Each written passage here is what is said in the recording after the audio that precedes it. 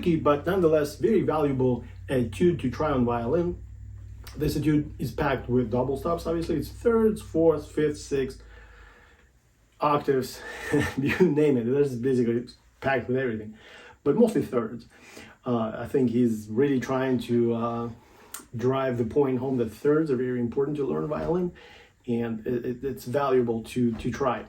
If you guys are getting value out of videos I'm posting on YouTube, please consider subscribing to my Patreon site or maybe my YouTube membership site. I would really appreciate either one of those.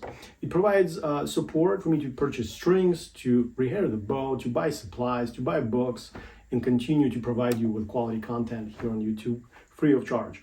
I would really appreciate if you would consider subscribing. Thank you so much.